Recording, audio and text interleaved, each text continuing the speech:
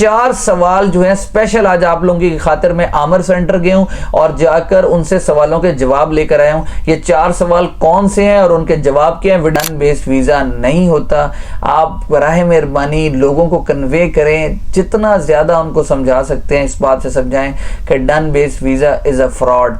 ये कोई नहीं होता डन बेस्ड वीज़ा। कि वर्क वीज़ाज जो हैं वो लग रहे हैं कि नहीं लग रहे। पाकिस्तानी ख़वातीन भीख मांग रही थी तो 80% से ज़्यादा हमेशा कहता हूँ यूट्यूब चैनल जो हैं वो एजेंट्स के हैं जो दुबई के बारे में गाइड करते हैं। I will do my job, मैं तो अपना काम करता रहूँगा और मैं आपको बताता रहूँगा कि किस तरीके से आपसे फ्रॉड होता है। अस्सलाम वालेकुम जी, उम्मीद है आप लोग खैर खैरियत से होंगे। डॉक्टर जलीस मिर्ज़ा आपकी खिदमत में हाजिर मुत्तहदा अरब अमारात से। 4 सवाल जो है स्पेशल आज आप लोगों की खातिर मैं आमिर सेंटर गया हूँ और जाकर उनसे सवालों के जवाब लेकर आया हूँ। ये 4 सवाल कौन से हैं और उनके जवाब क्या हैं, वीडियो को मुकम्मल देखिएगा, चैनल को सब्सक्राइब कीजिएगा और बेल आइकन को जरूर क्लिक कीजिएगा ताकि ज्यादा से ज्यादा दुबई के प्लेटफॉर्म से आप तक इंफॉर्मेटिव वीडियोस मैं लेकर आता रहूं। नाजरीन, आज इतवार का दिन है 22 सितंबर 2024। बहुत ही लेटेस्ट इंफॉर्मेशन मेरे पास मौजूद है।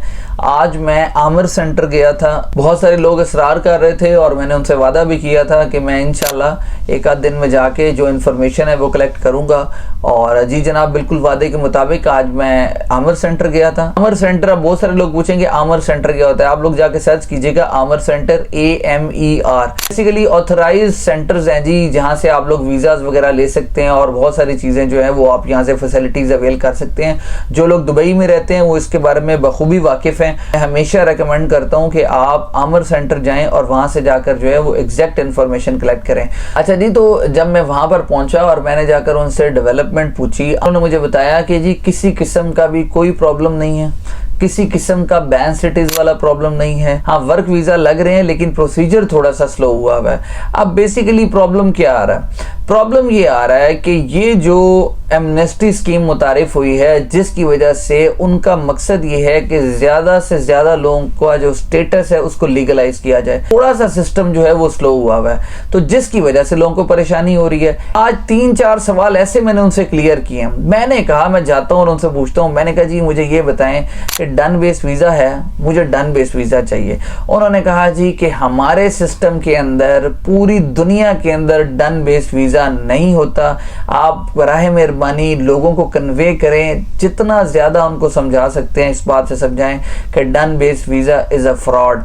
ये कोई नहीं होता डन बेस्ड वीजा। अच्छा, फिर मैंने उनसे सवाल किया, मैंने कहा जी आप काइंडली मुझे ये बताएं कि वर्क वीजाज जो हैं वो लग रहे हैं कि नहीं लग रहे। उन्होंने बड़ा क्लियर कट जवाब दिया कि वर्क वीजाज लग रहे हैं। इनसाइड मौजूद हैं उनके वीजाज में तो कोई वैसे ही दिक्कत नहीं आ रही, लेकिन जो आउटसाइड हैं उनके वीजाज में थोड़ी बहुत प्रॉब्लम आ रही है, लेकिन वो भी जल्द रिजॉल्व हो जाएगी। साथ वीजा का जो कॉन्सेप्ट है वो पाकिस्तानी एजेंट नहीं, दुनिया के तमाम एजेंट्स इस तरह का काम करते हैं। लेकिन प्रॉब्लम क्या है कि पाकिस्तानी एजेंट्स ज्यादा फ्रॉड करते हैं। वो एजेंट्स जो डमी कंपनीज बनाते हैं और लोगों को यहां पर लाकर झांसा देकर बेयारो मददगार छोड़ देते हैं। उसके बाद काफी लेंथी दिन था तो मेरा जाना हुआ डेरा सिटी सेंटर के पास। डेरा गोल्ड सूक के नाम से मशहूर है जगह, तो मैं वहां पर जनाब गया। जब मैंने जाकर देखा तो पाकिस्तानी खवातीन भीख मांग रही थी, तो यकीन माने इतना अफसोस हुआ इस बात के ऊपर।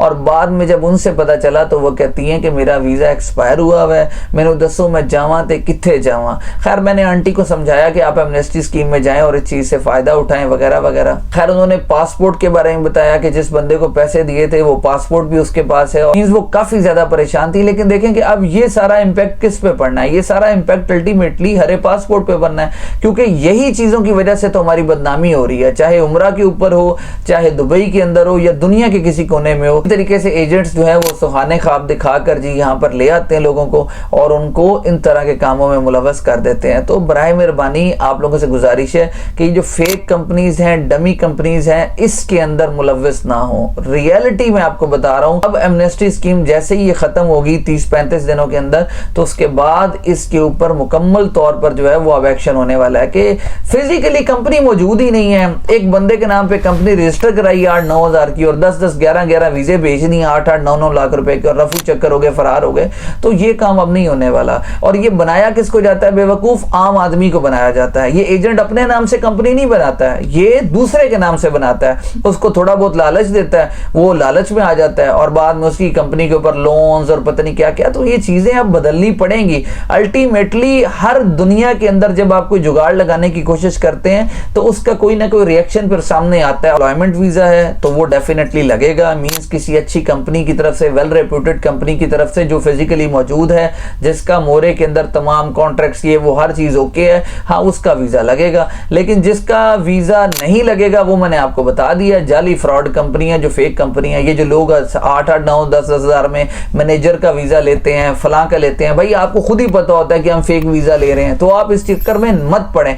अगर आप डॉक्टर हैं और डॉक्टर का वीजा लेंगे तो डेफिनेटली आपको पता है, आपकी सेल्फ सेटिस्फेक्शन है कि मैंने ठीक वीजा लिया है। आप जो है वो गार्डनर है फॉर एग्जांपल, माली हैं, और आप जनरल मैनेजर का वीजा ले लेते हैं, तो मुझे बताएं क्या ये फेक नहीं है? आप अपने आप के साथ नुकसान कर रहे हैं। जब आप यहां पर आएंगे तो आपको जॉब नहीं मिलेगी, फिर आपको परेशानी का सामना करना पड़ेगा। तो इसलिए अभी अनस्किल्ड कैटेगरी के अंदर वीजे नहीं लग रहे, स्किल्ड कैटेगरी के अंदर वीजे लग रहे हैं। और सबसे इंपॉर्टेंट सवाल जो आप पूछते हैं, दुबई के विजिट वीजा मुकम्मल तौर पर ओपन है। जो लोग ये कहते हैं ना कि जी रिजेक्ट होते हैं, ये होते हैं, भाई बिल्कुल रिजेक्ट होते हैं। उसकी रीजन होती है, सिक्योरिटी कंसर्न्स हो सकते हैं, वो कोई भी रीजन हो सकती है। रिजेक्शंस दुनिया के तमाम ममालिक में होती है, बस फर्क ही है कि दुबई का जो है वो विजिट वीजा सस्ता है और हमारा रुझान है कि हमने दुबई जाना है, तो ये हॉट टॉपिक बन जाता है। जबकि कनाडा, अमेरिका, ऑस्ट्रेलिया, आप कहीं भी विजिट वीजा अप्लाई करें, आप देखें 80 to 70% जो है वो रिजेक्शन हो रही होती है। बट वहां पर हम नहीं बोलते, क्यों?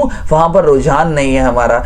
फिर मैंने उनसे पूछा कि क्या कोई ब्लैक लिस्टेड एजेंट्स भी होते हैं या वगैरह वगैरह, तो उन्होंने बड़ा क्लियर कट बात की है कि वीजा जो है वो एजेंट्स को उनकी आईडीज होती हैं, अप्रूव्ड आईडीज होती हैं, उनके पोर्टल्स होते हैं, आप विजिट वीजा उनसे हासिल कर सकते हैं। आपको अंदाजा नहीं है कि कितने लोग जो है वो वीजा के लिए अप्लाई कर रहे होते हैं। जो राइट नाउ सिनेरियो है ना, आपको क्यों ज्यादातर लोग ये कह रहे होते हैं कि साडा वीजा रिजेक्ट हो गया, साडा वीजा लग गया, फला फला। जिसका वीजा लगता है वो तो ये बता ही नहीं रहा होता कि मेरा वीजा लग गया, और जिसका रिजेक्ट होता है डेफिनेटली वो फिर सोशल मीडिया के ऊपर वीडियोस तलाश करना शुरू कर देता है कि कहीं ना कहीं से उसको अच्छी होप मिले और अच्छी खबर मिले। मैं तो पूरी कोशिश करता हूं जी कि दुबई के प्लेटफॉर्म से आपको डेली बेसिस पर कोई नई डेवलपमेंट, कोई नई पेशरफ्त बताने की कोशिश करता हूं।